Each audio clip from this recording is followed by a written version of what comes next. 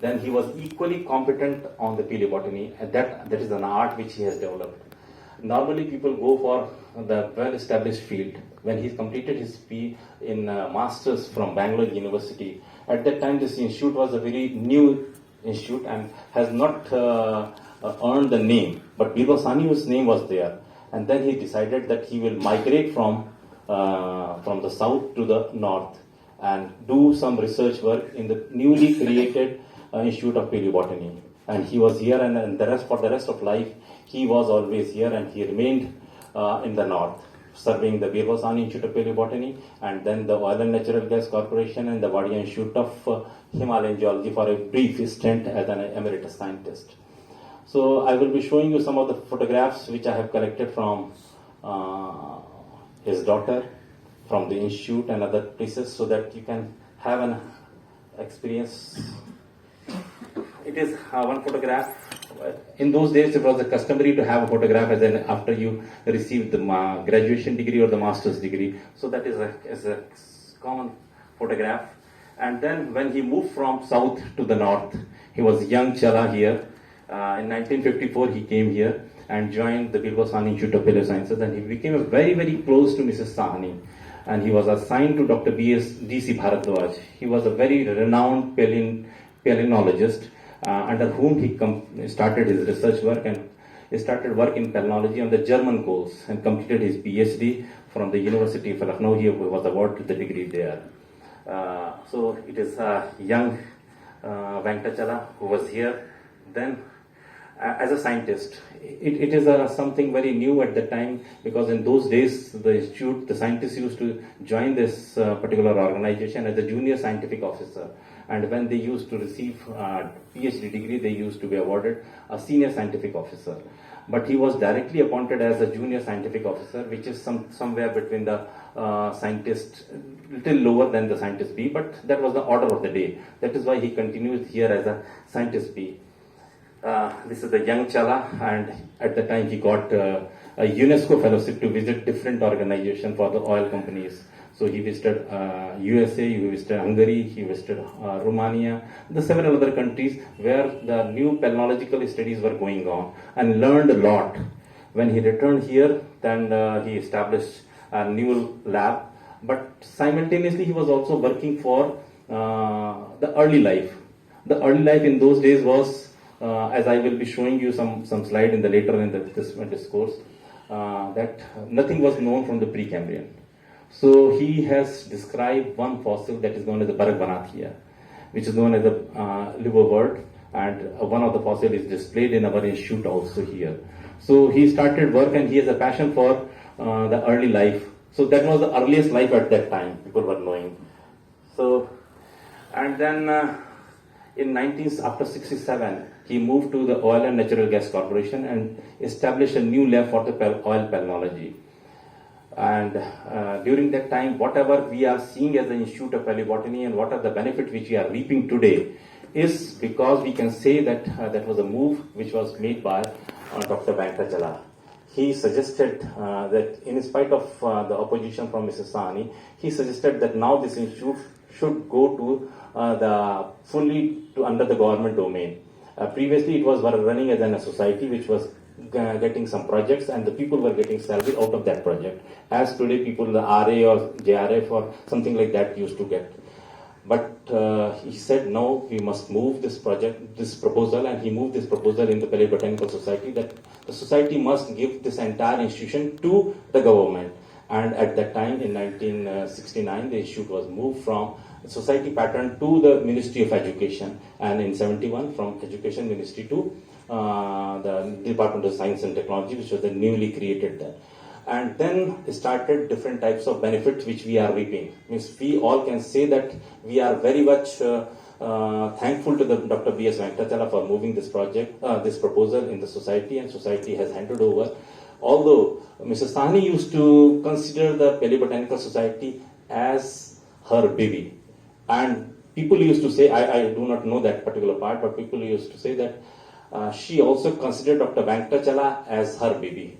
So she was very annoyed at the time when he moved this proposal for shifting this organization from as a society to the Ministry of Education. But anyway, he moved from here in 67 to ONGC, and he was remained there until 1985. In the meantime, the institute progressed a lot, and in this course, there was a certain period when there was a lot of turmoil, and people were not knowing that what will be the fate of this institution. Then once again, Mrs. Sahni said to the government that I think there is a one man who can bring this institution back on the track. And she also recommended to the government also, and then the selection committee considered her views, and he was selected as a director at the time, and then he once again came back here as a director. This is the first thought at the time then when he took the charge here in the Birla Sahni Institute of Applied Sciences. So that was the thing. Then the morale was very low, ethos was going down, and the people were not considering very high about their organization. So as a leader, it was the duty of any organization leader to inculcate the habit and inculcate the spirit that yes, you can do marvels. So that was a very, very, very tough time.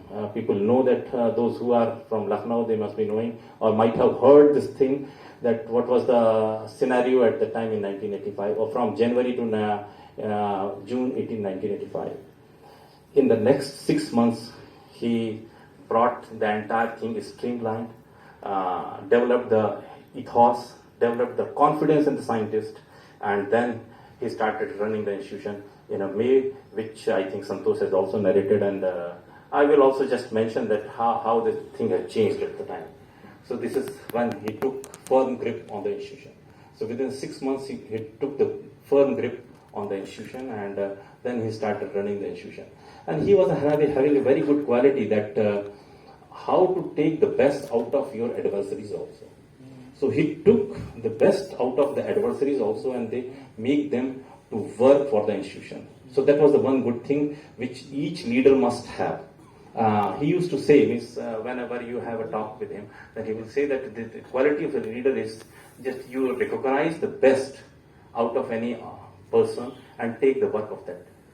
Nobody is complete, nobody is perfect. Although he was a very perfectionist of his own, but he was looking for the perfection, the quantity of perfection available in each person, and how we can take best of that and use for the organization. So in that art, he was master, I can say. He was very good in organization. He was very good in talking to the people, and for the best thing, as I mentioned, that he was for the country. I remember that the first time in 1992 or 1991, 1990, there was one conference organized by the ISRO, and at that time, first time, the institute was also called. Although at that presentation, everybody appreciated that our work is good and it should be adopted by the ISRO. But when it came to recognizing it or giving an award, so they were not coming to the BSIP. He learned it and then he fought for that. No, if it is best, then it should be awarded. And that is how we got the award. So he was for the organization, he was for the country. So this is the one good thing, each country must, each leader must imbibe that thing. And as I mentioned that he was very fascinated about the Precambrians. So he used to invite leaders in the giants in the field, particularly. And when we recognize something very strong from the Archeans of India, then he called a great algologist.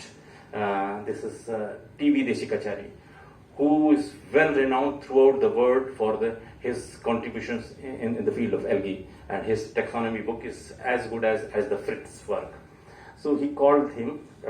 Here you can see the giants like T.V. Deshikachari, Mr. Ravi Shankar, the Director General of Geological Survey of India, B.S. Venkatachala, another director of the GSI, K.K. Verma, my colleague, late Dr. Manush Shukla, and we are here sitting at that time discussing that how best we can propagate this science and take it forward.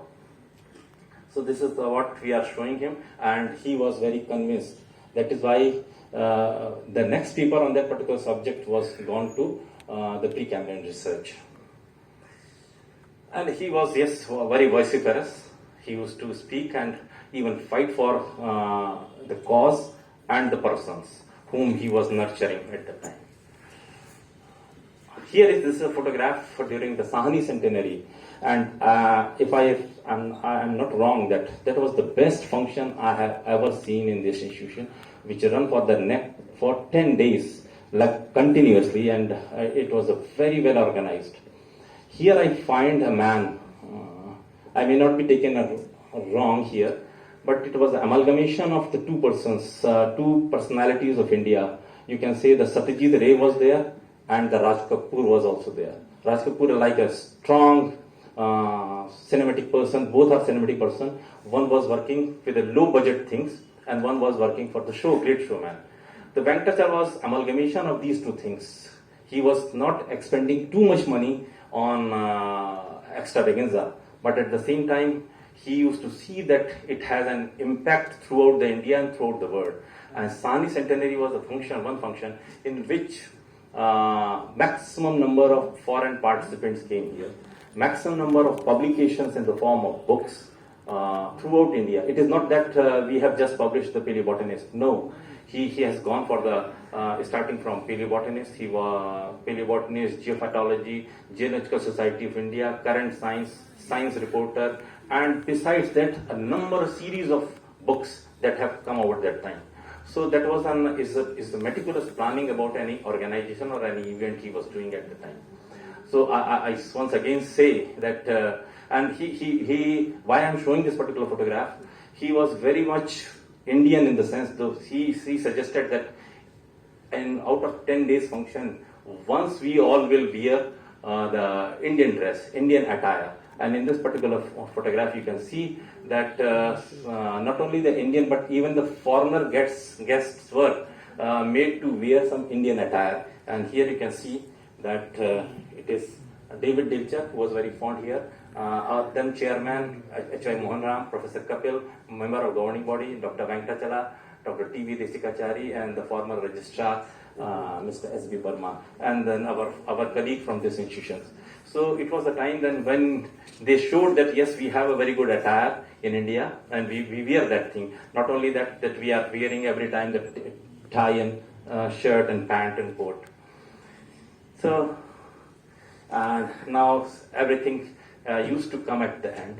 So he was retiring in 1993, and that was also a very big function for any director. That was a very successful and very function. That in that particular function, here H.Y. Mohan Ram, his wife Jaya Venkatachala, Dr. Venkatachala here, and he gave charge to Dr. K.P. Jain at that time. So that was the 31st January 1993. His wife was also acclaimed an artist or painter. I won't say the painter, but he was used to do very good embroidery work, and her embroidery work was so renowned throughout the world that at one point of time, at one American president, Bill Clinton, when he assumed the charges, then American embassy in India asked her to prepare a Bill Clinton's photograph, and that was just hung there, and she prepared that particular artwork. So he was knowing, she was very good in artwork, and her husband was equally good, and he used to know that what is the best available in each person. So here the farewell of Dr. Venkatachala. He moved here from here to Dehradun, and where he was having a very good house and garden. So he was very fond of garden, and in those days our garden was the best garden in the city. He used to get lots of awards in the national and in the yearly functions organized by the NBRI. And this is, I think, anybody would like to have this type of farewell when he is leaving the portals of any organization where he is. So I think this is the best thing happened at that time. Yes. And once again, after retiring from here, then he came back in 2006 to deliver a lecture during the time of Dr. N.C. Mehrotra. So he was looking frail at that time, and then in the next 8 or 10 months, he passed away in June 2007. Let us remember that what he made best contributions. So I have listed, there are many, but I have listed a few. That significant contributions were the Archean Dharwa sediments and Proterozoic Karadigi and Bhima sediment, and subsurface Ganga valleys. He has wrote a lot, several papers on that. And once again, the wheel of time has completed the ring, and we are now getting the more samples from the Oil and Natural Gas Corporation to work on the subsurface material of the Vindhyans. So this is the thing which he started at the time and now coming up once again. He was known for the Gondwana perennology, demarcation of Permian-Triassic boundary in Purnia Basin. Then he worked on perennology of late Jurassic, early Cretaceous sediments. These are some of the milestone work he completed during his term. Development of source rock perennology in India to evaluate hydrocarbon source potential of the basin. Floral migration and extinction during northward voyage of India. And he is known for his contributions such as origin of life, advent of land plants. As I mentioned, the Paragwanathia is one of the classical paper he wrote in those times. Greening of earth and origin of angiosperm. He was remarkable in synthesis and consolidation of knowledge. As I mentioned, that lots of publication came out during his 8 years tenure in the Veer Goswami Institute of Biosciences. So we see a very good science. Now, as I mentioned, that he used to say that no one is perfect and everybody is having a very good aspect. So leader must see the good aspects in every individual, and for the betterment of the society, for the betterment of the organization, he must take that qualities and prove it. Once what has happened, this is a photograph, a painting which is hanging in our institution here. There are 7 or 8 paintings which were made by one of our employee of the institute, and he was not a painter. But once he saw that one of the photographer is sketching very good work, so he thought, yes, he must be having a knack for good painting. And that gentleman was Pradeep Mohan. So he recognized, he called him, can you prepare paintings? And okay, I like. But he was appointed as an photographer here. So he asked him, and within a 6 month, there was 2 months or 2 years, 6 paintings. The elaborate paintings were prepared, and they are now in possession of our institution. So that is how he took the best in that particular man, because photographers are not always engaged, and he saw that yes, he has a knack for good painting. So he asked him, and then made a team of the scientists who will give the input what is required for that particular photograph, and then the painting was made. So it was a very, very good achievement that in 2 years time period you get very good paintings. And in one of the year's New Year greeting card, this particular painting was printed and circulated throughout the world. And I remember that we received a letter from the Smithsonian Institute that they mentioned that they would like to purchase this particular painting for their museum. So you see, this is the quality and this is the caliber of one person who extracted the best out of a man and made it a world-renowned painting. So this is the thing, that is why I have put this particular painting here. So this is the one part where I have narrated some of the things that man and mission, time, life and time, because this is the occasion we must celebrate the life and time of any speaker, any memorial speaker's life. So this was the one thing. Now my lecture on the Precambrian telebiology journey through early lifetime. I will commence next. I have a little bit of sore throat, that's why I would like to have a little sip of warm water, lukewarm water. So please allow me. When Dr. Prasad asked me that I would like you to speak on this occasion, then I said, my fascination is always for Precambrian, and I have not drifted anywhere else throughout my career. And it was just a chance that during my graduation and post-graduation days also, there were the 4 field trips, and all the 4 trips were in the Precambrian locality. So I can say that before my actual marriage, I was married to the Precambrian, and I am still continuing with that. Yeah. This is the time period and geological time scale, and everybody must be knowing about this. And although it looks that this is a very small period here, this is time period, but this is the largest time period in the geological history, which encompasses the Precambrian. Although the activities were not many. Here you see there's lots of activities are there, and there are so many golden spikes. Golden spikes are put there when throughout the scientists found any remarkable event at the 10 time points. Whereas you see this entire Precambrian, we have only one golden spike. This is one of the golden spike. So golden spike is marked where we have a definite clue for any event in the Precambrian. The rest of the events are not that clearly demarcated. People are trying to divide the entire Precambrian time period, which starts from 4,000 million year and going up to 541 million years. So you see, almost 89% time period is within the Precambrian. But we know little. Why we know little? Because the evidences have undergone so many changes throughout this geological history. They have gone on for metamorphism, they have gone for tectonic activity, and then the recycling, weathering and erosion and redeposition also.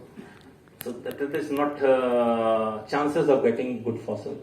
But if you get good fossils, yes, certainly that is remarkable, and everybody would like to publish it, and that is a real contribution to our knowledge of life, because we all are the developed form what evolved in the Precambrian.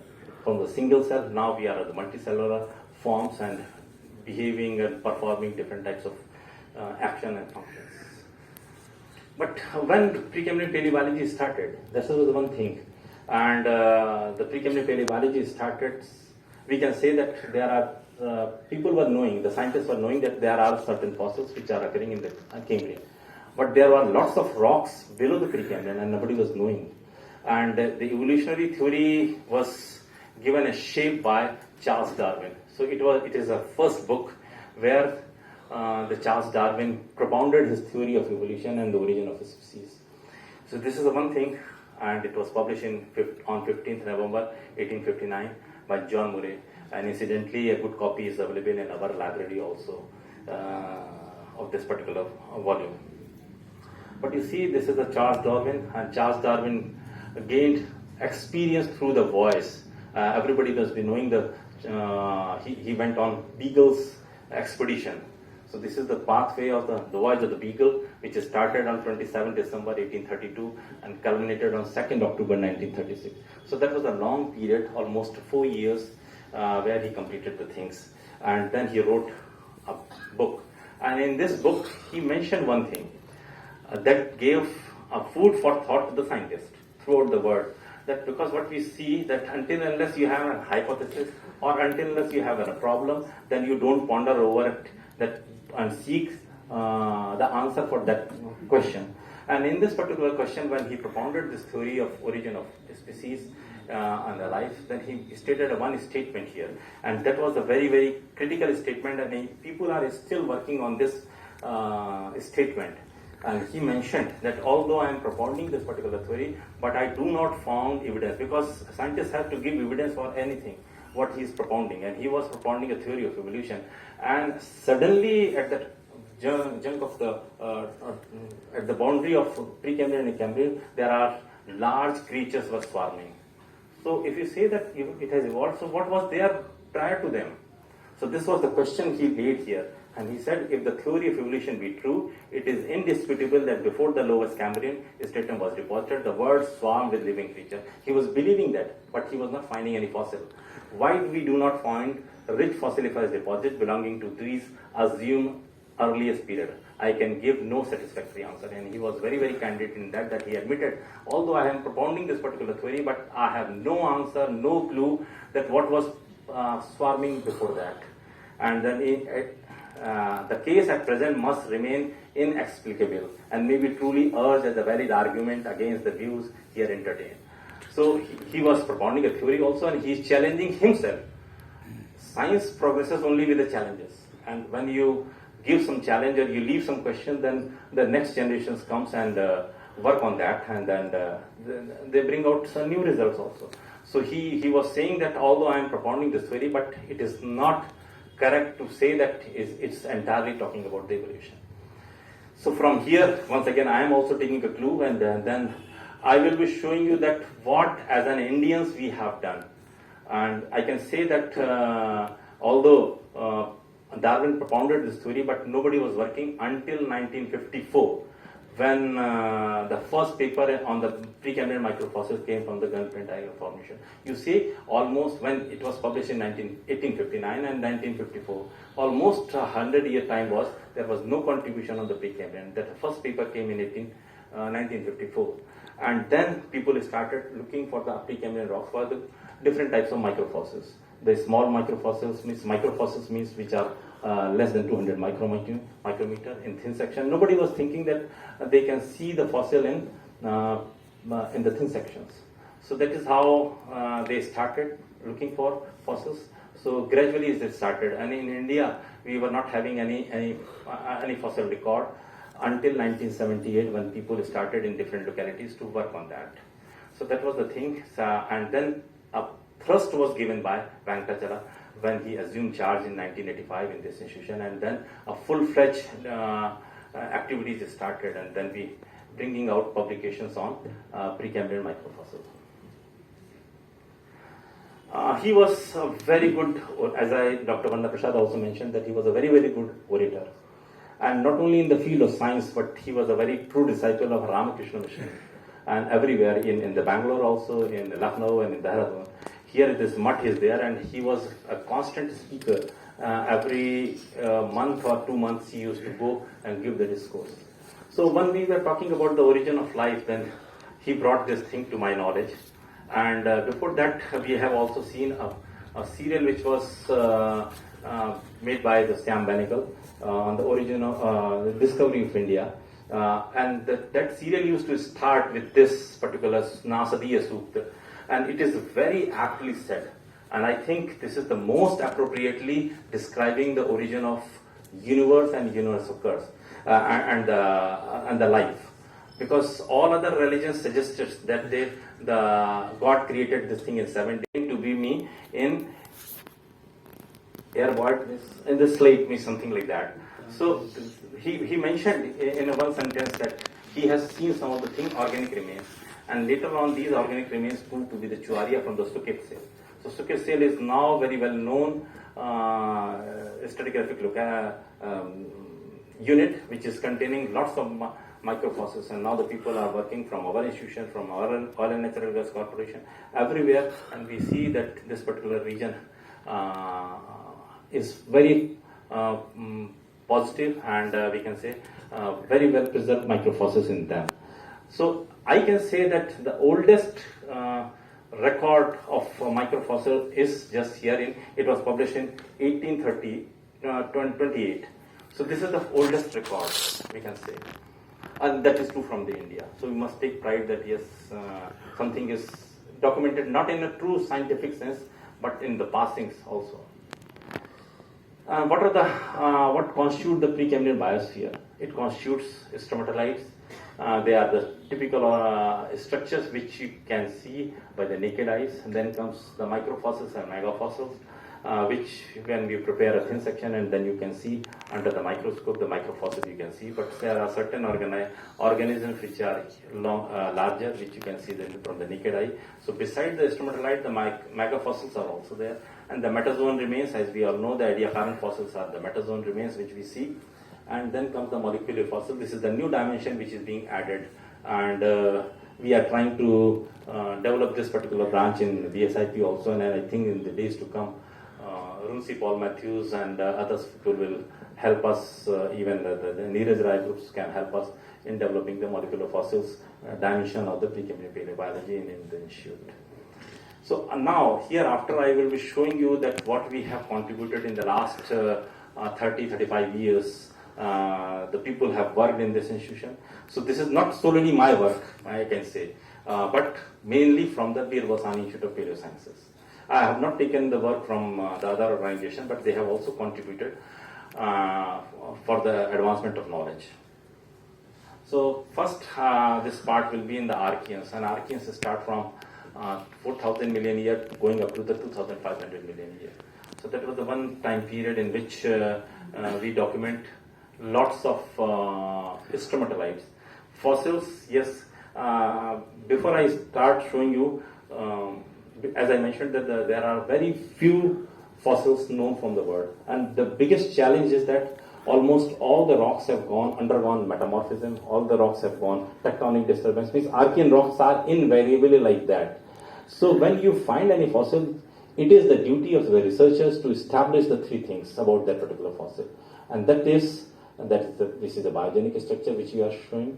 It is as old as you are claiming that it is from the Archean succession, and it was deposited when the rocks were depositing. So this particular known thing is known as the biogenicity, syngenicity, and the age. So you have to invariably prove for each discovery. This you have to establish that what you are showing to the people is truly biogenic structure. It was deposited when the rocks were deposited, because it has exposed for such a long period that there are chances that it might have kept in the crevices and then amalgamated to the diagenesis, and they are the part of now rock, looking like a rock part, but they are indeed not the part of that particular rock. So this was these are the three things where you have to always do this thing. As I mentioned that the Earth started somewhere around 4,000 million years. So where do we get this particular rock? Incidentally or unfortunately, we do not have that type of rocks in India. So from where this particular date came? So this is a one locality in Jack Hills in Australia, where the people have found some rock. I mentioned the rock, which contains zircon. Zircon is giving an age of 4,000 million years. The rock is not 4,000 million years, but the zircon amalgamated, because that is a sandstone rock, which is incorporating the zircon, which is yielding an age of 4,000 million years. So that shows that the rocks were already in existence, that they eroded and redeposited due to the weathering. And that particular zircon is the hardest mineral found in the nature. So that survives in all the vagaries of nature. So that is found in this particular sandstone, the Jack Hill sandstone, and that has been dated as 4,000 million years. So we can say that the oldest rocks must be around 4,000 million years. And we all believe that we can say that the Earth came into an existence little earlier than that. So it may be 4.2, 4.5, something like that. But the hard evidence is the zircon crystal, which is occurring in the Jack Hills of Australia. So this is the crystal here, you can say. Now, what about the India? So India is also having lucky enough to have different types of cratons. Cratons are the earliest rock chunks which have survived the vagaries, and incidentally, we are also having some of the chunks in India. So where we can look for the oldest rock. Similar to the Jack Hills, we have also found some zircon crystals in the Singhbhumi cratons, which are older.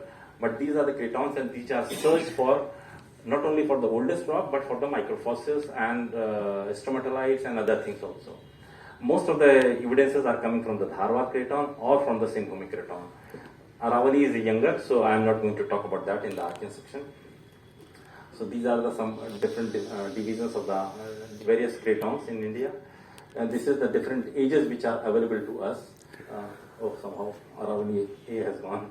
Bastar, Bundelkhand, Singhbhumi, Southern Granite, Eastern Granite, and Western Dharwar and Aravalis. So these are the different ages which are known to us. But recently in 2018 there a paper came similar to what was described by the Jack Hill people from Australia. We also got one locality in which some zircons were there. This is the one 4.2 to 4.03. What they have done in the Champua area, they have taken some lake sediments which was fed by the rivers coming from this Singhbhumi craton. And in those sediments, they found the zircon which was having age of 4.2. So it is still older than what was found in the Jack Hill. And since they have dated the zircons, so we can say that yes, it has survived from the 4.2 billion year till date. And this is from the we can say the Bundelkhand granite. These are some of the oldest rocks which we mentioned here. The age is 3.3413. The dating done by the Punjab Geology Department, Kaur and others paper is there. Then what are the issues when we are exploring the early life? That is means now we have several patches of Archean rock, 100 million years history of biosphere, to record early evidence of life, deciphering the signatures of life, how we can find out and record the early experimentation and consequent evolution in biosphere, and trace the antiquity of archaebacteria, methanogens, cyanobacteria, eukaryotes, metaphytes, and metazoa, and diacharon element. This all comes under the Precambrian gamut. And opportunities, India. What are the opportunities available to all the scientists in India? So India has 5 cratonic shields, a number of Proterozoic basins. Paleoproterozoic, Mesoproterozoic area encompasses 2,500 to 540 man-made, a testimony of biospheric developments. Currently, most actively pursued Earth span is the Meso and Neoproterozoic, and then these are some of the basins in which our lab members are working. So we see that lots of opportunities are there, and this is one of the locality from the Dharwar Craton where incidentally the carbonates are very less in the Archeans, and they are not very wide expanse. You can say just in half a kilometer square area is there in the banded iron formations of Dharwar Craton, in which we get lots of stromatolites. So you see the stromatolites are here. This is an outcrop, we are sitting there. And first stromatolite as were found in Australia were just flat laminated structure, small laminated structure. Then with the time passed, the evolution took place, and then they have a columnar structures. So in Indian stromatolites, Archean stromatolite, we see that they have the columnar, very distinct columns are there, you see. So this is showing a level of advancement from what laminated structures were found around 3,500 million year. In this case, what we are seeing, the stromatolites are having a columnar feature, which are occurring around 3,000 million years. So from 4,000 to 3,500, and from 3,000 to 500 to 3,000 million year time period, we see a distinct evolutionary pattern in the stromatolites. You see how well preserved they are. But since many of them have gone a high level of metamorphism, we do not find any fossils. But this structure remained there. You see. So I am showing you the level of stromatolite found from the Dharwar Craton. These are the other stromatolites. And I will be showing you some of the Australian stromatolites also, or the Greenland stromatolites also, and then you compare that how well preserved our stromatolites are there. You see, this is the one section. This is 2 years back, our paper in the International Journal of Earth Sciences. And this is also in a paper in PSI. Here comes, as I mentioned, that there are very few limestone bands or chunks are there, and in between there are some shales. And in those shales we get very good pyrite of that age, which says that what is the inference we draw? We draw inference that there was not lots of oxygen there, because they have survived and they are still found in the sediments. And these are the graph prepared by Holland, where he says that how the pulses or whiffs of oxygen have came into existence during the Archean time period. This is one of the stromatolite formed from the Greenland, you see, and this is a 3.7 billion year old, and this is the 3.5 billion year old from Australia. And what I had shown you from the Dharwar Craton, they have a very good columnar stromatolites that suggest that they are highly evolved. Here they are very tiny ones, you see.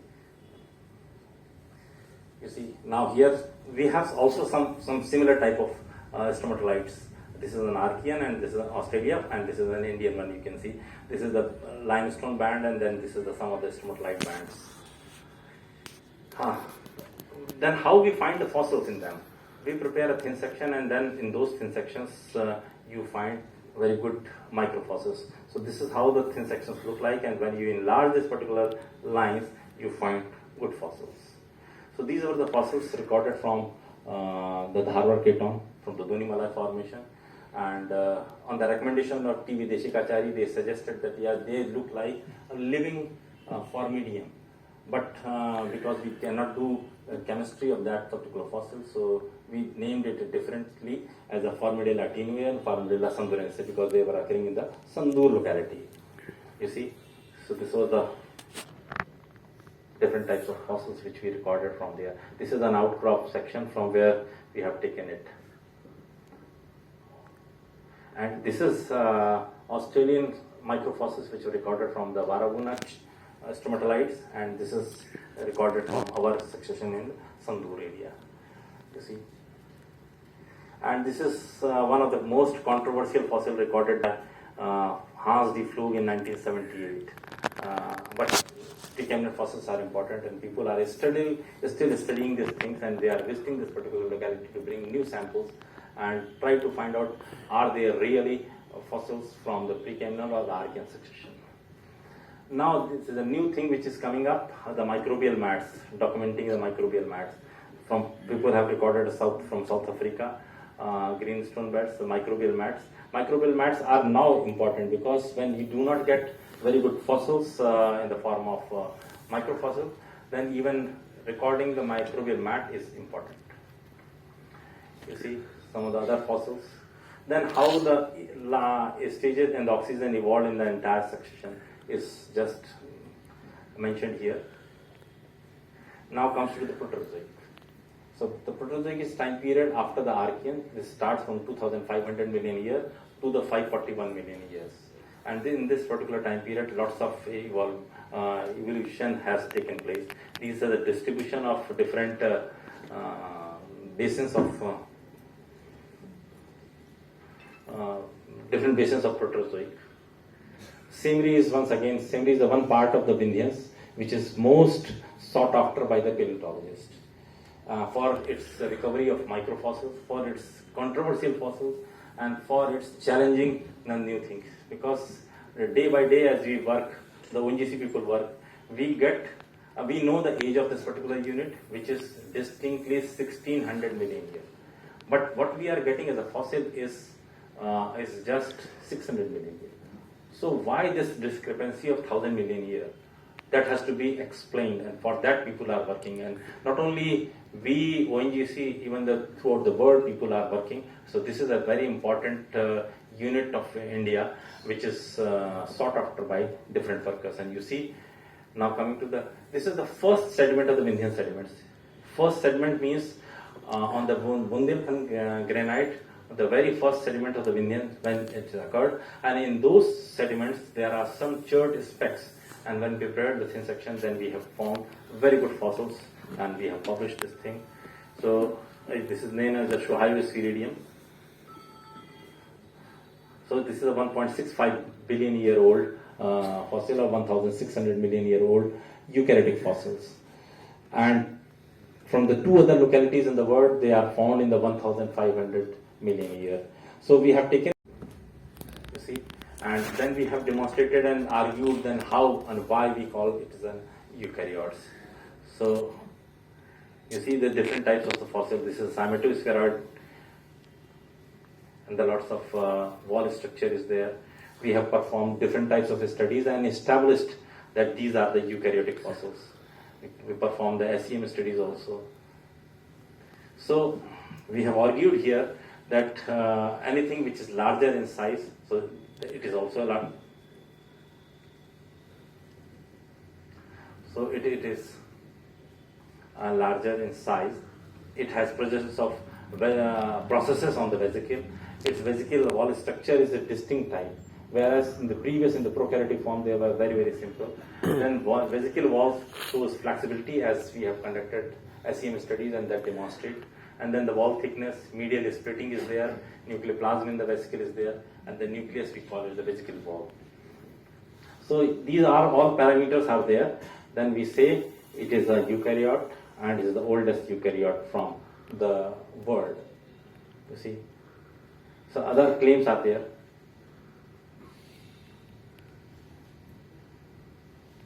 This is a very advanced type of forms from the lower Vindhyans, that is we can say the same resource. These are some of the fossils from the Salkhan limestone in the Sonbhadra district. We have done lots of work, and one of my students, Vandana Shukla, she completed her PhD on this, and then we documented lots of fossils from these localities. We published a paper also in the Frontiers. So actinides are there.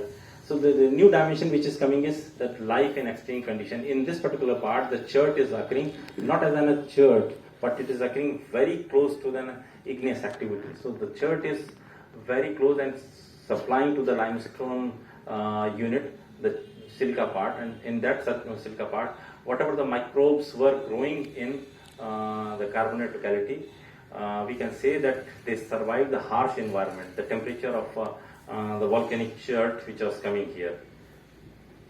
This is another locality from the Chitrakoot, and then you can say that phosphorite is here, and in this phosphorite has drawn attention of the throughout the world people, and they have documented very good fossils from here.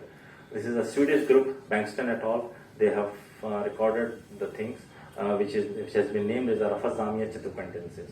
When Rafaz Zamal Azmi, a scientist from the Wadi Institute of Himalayan Geology, he documented, then there the entire world was steered, because he claimed that this particular unit, which is a 1600 million year old, getting or yielding a fossil which is of Cambrian age. So people were after him and nobody was believing. So this is the one bad thing, I think. As a scientist, we must argue, but we must not discredit our fellow men.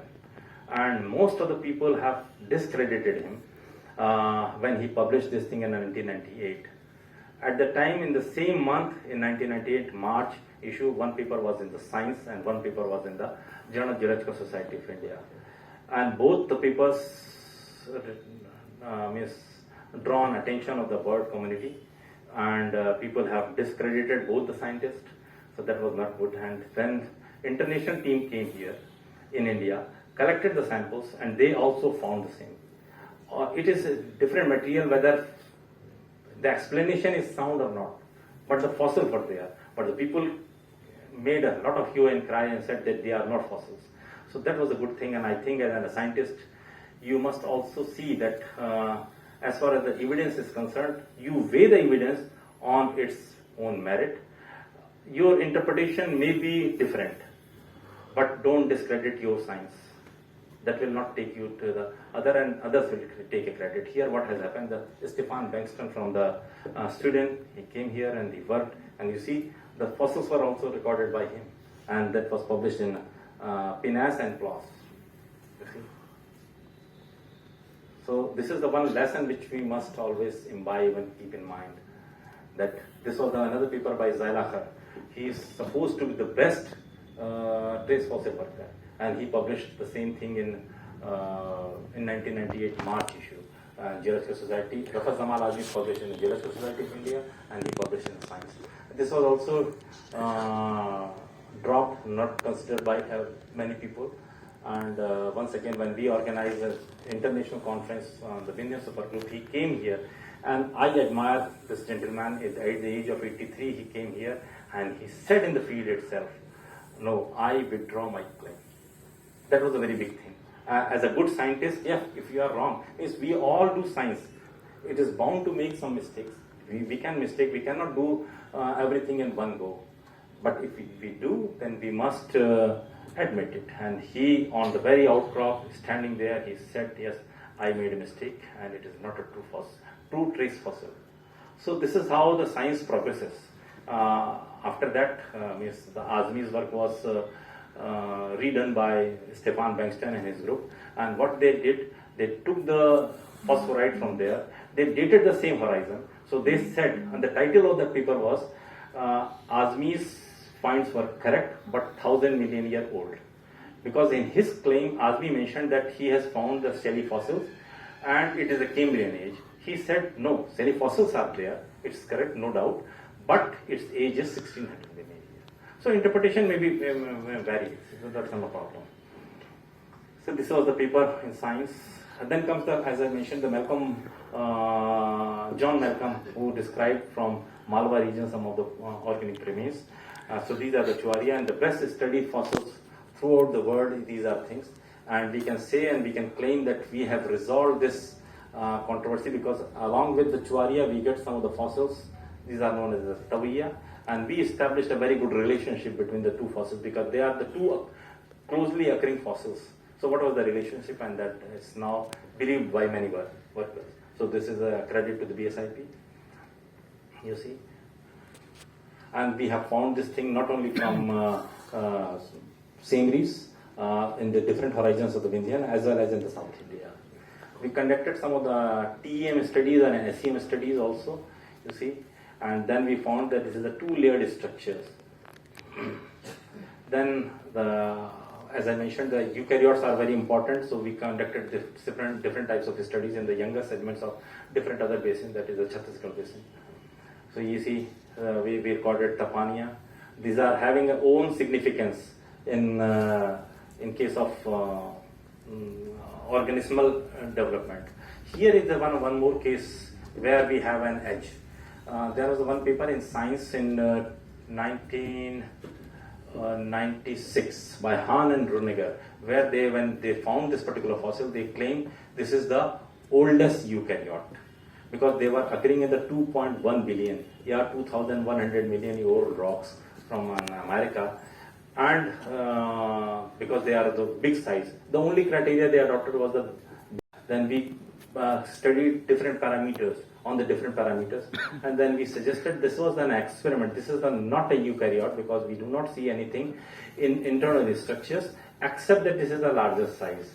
So we suggested another theory that this was an experiment by the nature which failed for 1,000 million years, this around 1,600 million years. The nature was making some experiment, and they were the large size structures. So this is a prokaryotic form.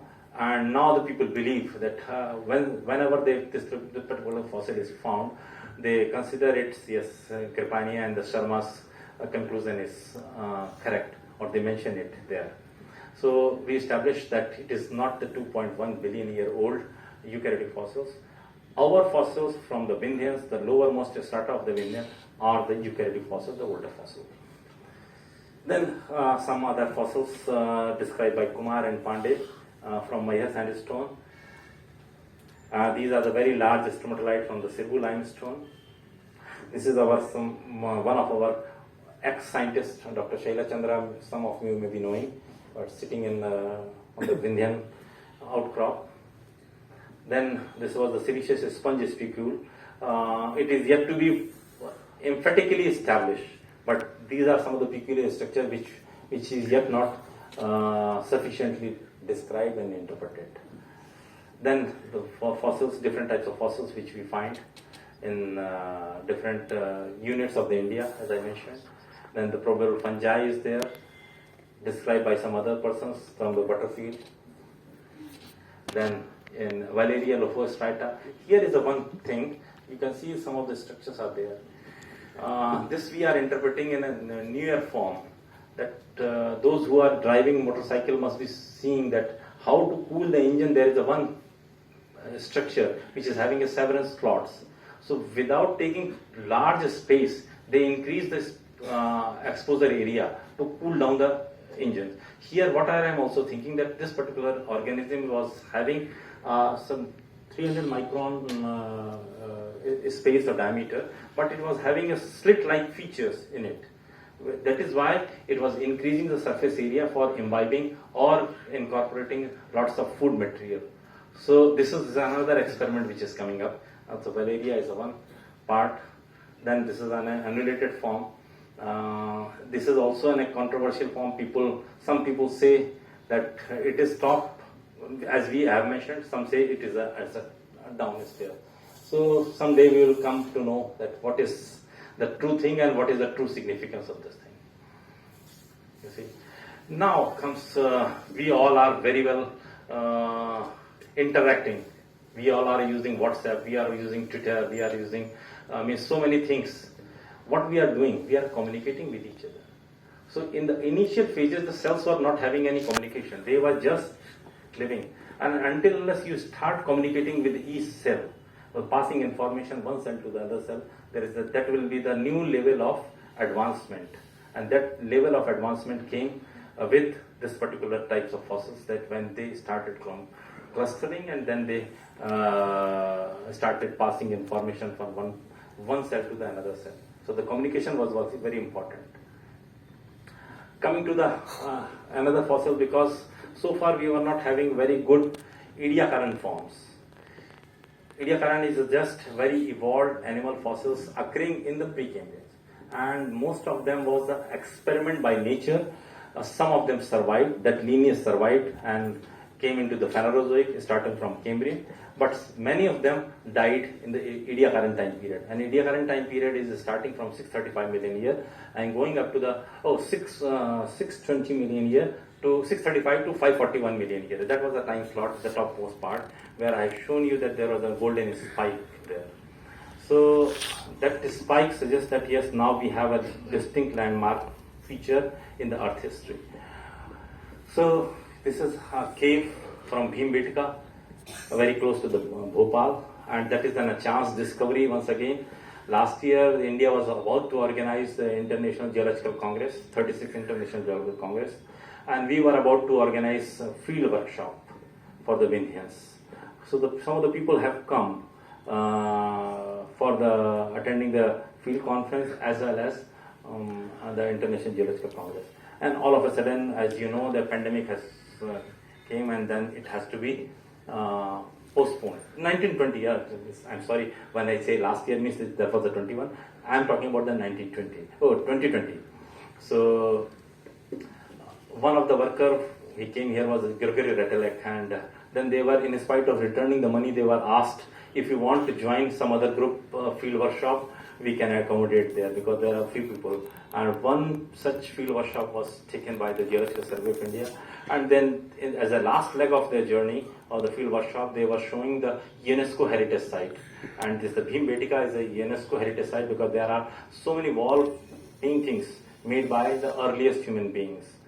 When they were visiting the main cave part, on the doors, because Retelek's eyes were focused and trained to find out something. And he saw on the roof of that particular Bhimbetka caves, there are certain impressions are there. And those impressions were nothing else but the typical Ediacaran fossil known as Dickinsonia. So I am showing you, this is the just outer part, and just on the caves of this particular part, he saw, and you see, these are the fossils. Although may not be very good preserved, if we compare it with the White Sea Dickinsonia or the Australian Dickinsonia, they are remarkably well preserved. But now they are knocking at the door of India, and they were found in the Indian successions also. You see, these are the Dickinsonia from Russia and South Australia. So that was published by Retelek in Gondwana Research. And here I am showing you because, as I mentioned, that we do not have very good, so far we do not have very good Ediacaran fossils. Just to give a glimpse at how the life was there at the close of Precambrian and close to the Cambrian. So different types of archean fossils. This one particularly is the Mawsonitis. People always ask for repetition of the discovery. So there is one more fossil which is only the single fossil, that is known as the Archaeopteryx. There is no other second specimen of Archaeopteryx in the world. Similarly, in case of the Mawsonitis, there is no second specimen in the world, but this is a distinct and fossil available in the South Australian Museum. So this is a very good fossil occurring in Australia. Then Cyclomedusa, Triberchidium. The symmetry development is also an advancement. The bilateral symmetry, trilateral symmetry, pentameral symmetry. So this is from a single no symmetry to symmetry. This is a level of advancement. This is a peculiar fossil which is not found in the Phanerozoic. You see, so the reconstructions that people have made. This is a Kimberella. Today's gastropods which we see in nature. Now I am coming to the conclusion, and I would like to close this talk in a similar fashion as Dr. Venkatachara used to finish his talk with some slok.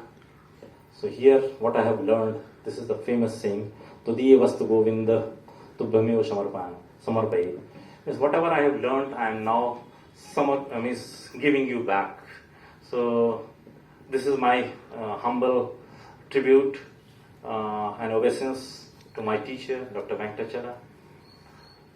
But single-handedly, even he could not do and I cannot do.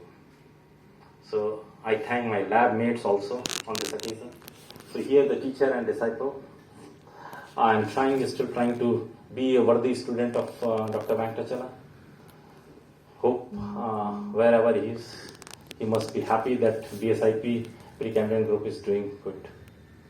So I thank my lab mates, whom I think they are doing good, and as a team we are working good, and I think in the days to come we will keep on delivering to the country and bringing names and laurel to the country. Thank you.